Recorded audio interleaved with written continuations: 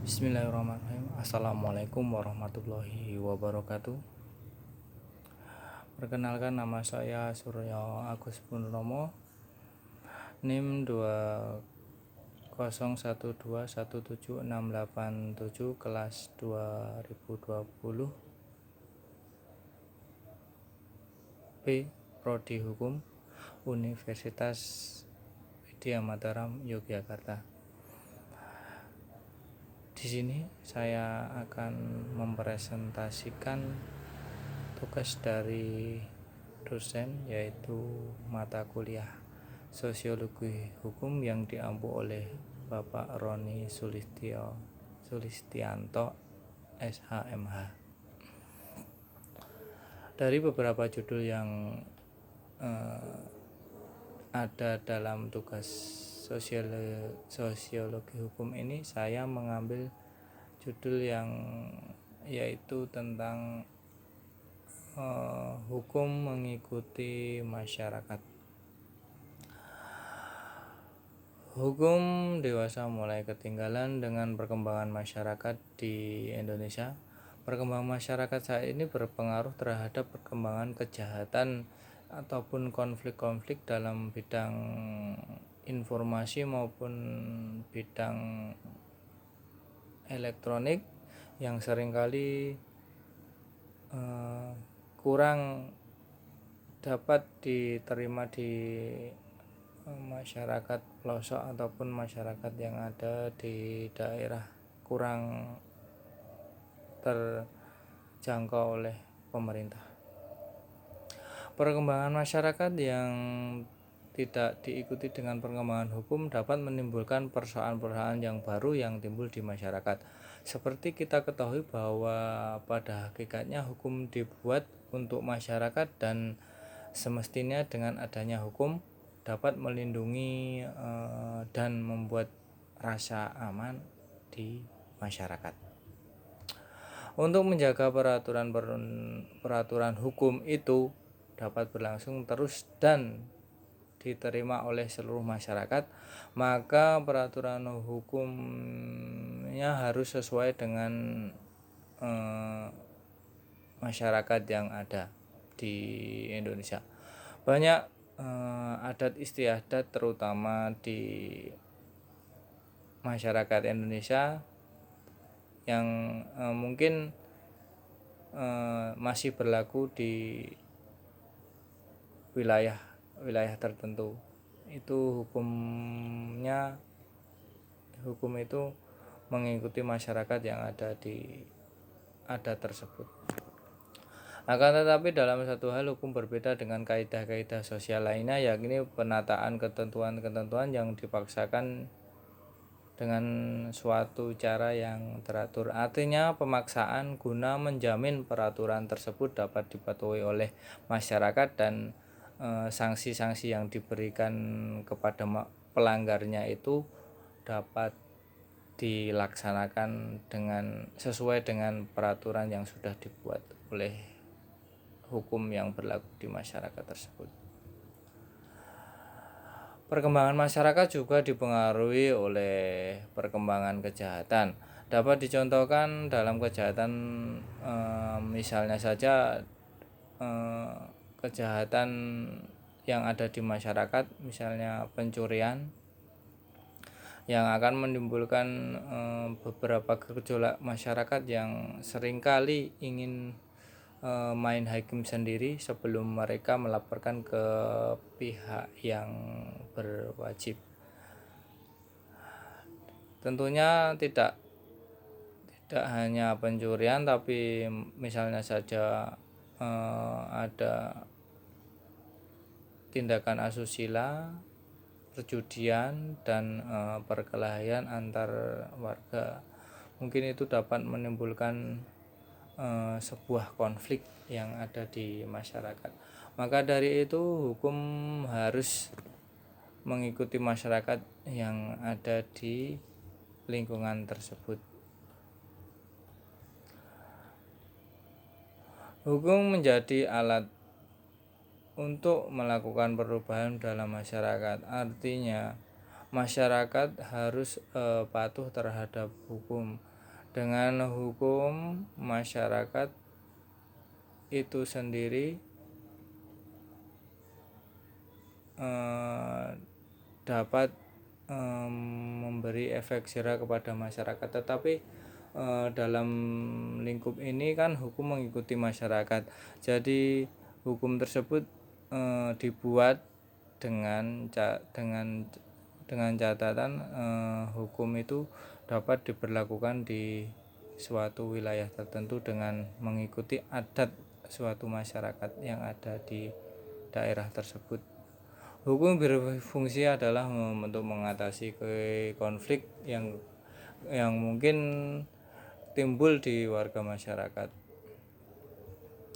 Pandangan jika hukum hanya bersifat pasif itu dalam perubahan sosial dirasa tidak relevan. Bahwa hukum tidak hanya sekedar bersifat pasif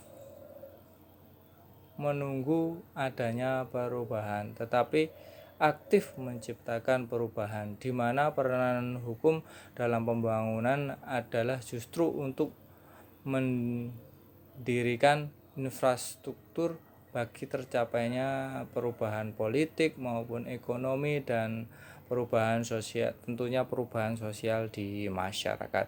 Fungsi hukum untuk menggerakkan perubahan masyarakat yang terencana dan lazim nanti dapat dilaksanakan dengan baik.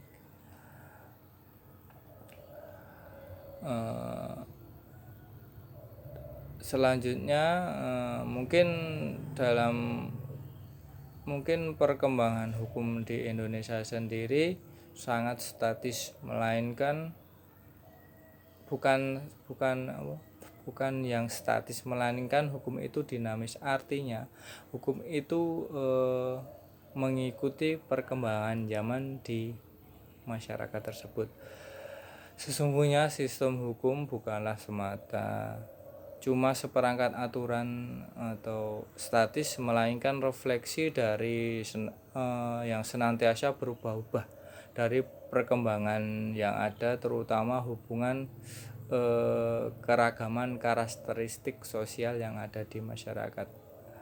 Hidup dalam masyarakat, baik masyarakat tradisional maupun masyarakat yang modern ini, baik perubahan secara cepat maupun perubahan yang secara lamban, dengan pemikiran bahwa hukum relatif dari keragaman karakter sosial, maka tidak ada hukum yang tidak mengalami perubahan, dan perubahan itu senantiasa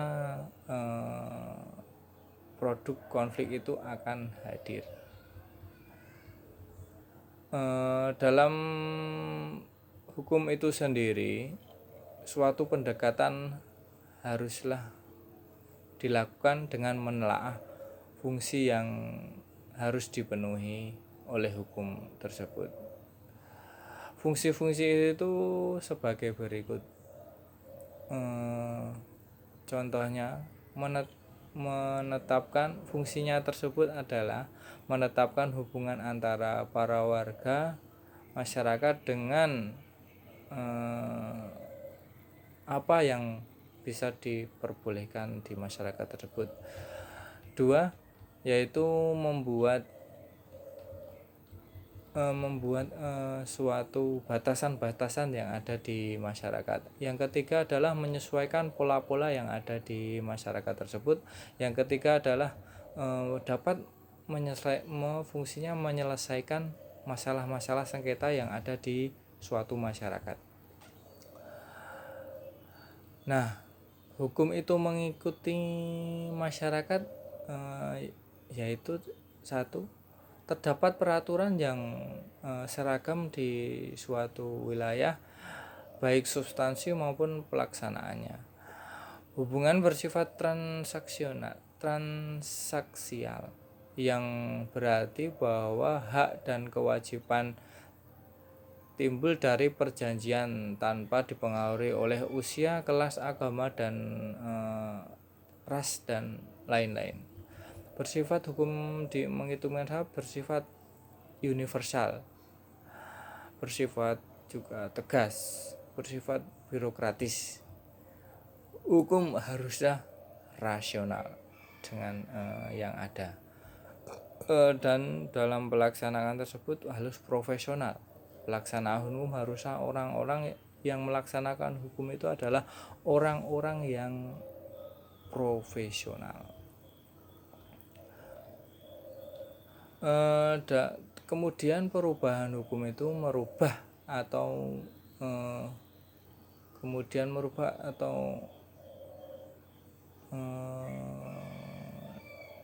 dalam kehidupan masyarakat berasal dari stimulus-stimulus sebagai berikut. Berbagai perubahan terhadap norma dalam masyarakat. Yang kedua, kebutuhan dadaan dari masyarakat itu sendiri. Yang ketiga, atas inisiatif dari sekelompok kecil masyarakat yang berpendapat. Yang ketiga, ada ketidakadilan secara teknikal hukum yang meminta diubahnya hukum tersebut karena di masyarakat sendiri adalah banyak muncul konflik-konflik yang mungkin belum dapat dikatakan ditindak dari hukum tersebut. Adanya ketidakkonsistenan dalam tubuh hukum itu sendiri. Jadinya hukum tersebut harus mengikuti masyarakat. Hukum itu sendiri dalam sosiologi hukum sendiri yang dikembangkan oleh seseorang ataupun ahli pakar, bahwa hukum tersebut adalah alat sebagai alat pembaharuan ataupun sarana perubahan masyarakat. Perubahan hukum itu melalui peraturan perundang-undangan. Perubahan harus mampu membimbing bangsa Indonesia, khususnya bangsa Indonesia, menjadi bangsa yang mandiri, bermartabat, terhormat di mata pergaulan antar bangsa atau di kancah internasional.